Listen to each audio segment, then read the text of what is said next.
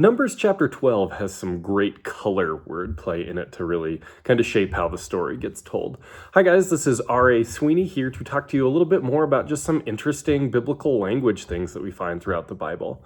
So when you look at Numbers chapter 12, it's a story I think a lot of people probably don't know because it's in Numbers chapter 12, and most of us don't make it that far in our read through the Bible plan because, Leviticus and those sorts of things really will sidetrack a reading through the Bible plan.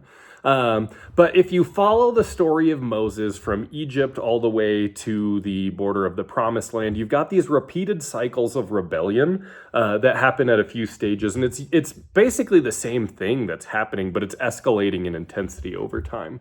And so in Numbers chapter 12, you see Aaron and Miriam themselves. So that's Moses' brother, who's the high priest, and Moses' sister, who's been hugely important in Moses' story and in, just like the leadership of the women of Israel, those sorts of things. Excuse me.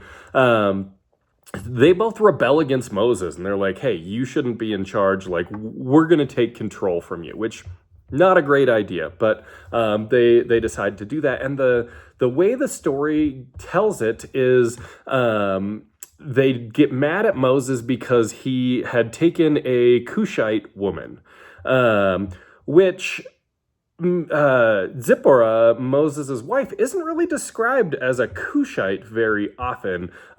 She's from Midian. And so it's kind of a weird deal. Like if you really pay attention to some of the tribes and things like that, it jumps out like, why is she being called a Cushite? But it refers to her being, the word Cush means black. And I'm not trying to get into, race things here too much or try to say that this maps onto race politics and race dynamics in our culture, because I don't think it does in the way that a lot of us might want to. I do think that there's some race issues going on. I don't think it's like hey, she's black, we're white, and black people are the worst. I don't think it's saying that. But I think it's she's a foreigner, she's not one of us, why are you marrying outside the tribe sort of deal, which would have been very, very common at the time. But so if you translate some of the color imagery that's implied in there into the actual English, they get mad at her because he had married a black woman. And so in response, when they try to rebel against Moses, God strikes Miriam with leprosy. And it says she became leprous like snow. A lot of our translations say as white as snow, but it doesn't actually say white in Hebrew, but the implication's there. If she becomes like snow, leprosy is associated with like a flakiness of the skin that looks really white. So it's just kind of funny. It's like, hey, we don't like you because you married a black woman. We don't like black, essentially, is what they're saying. And God's like, fine, if you like white so much, I'll make you white to death with leprosy.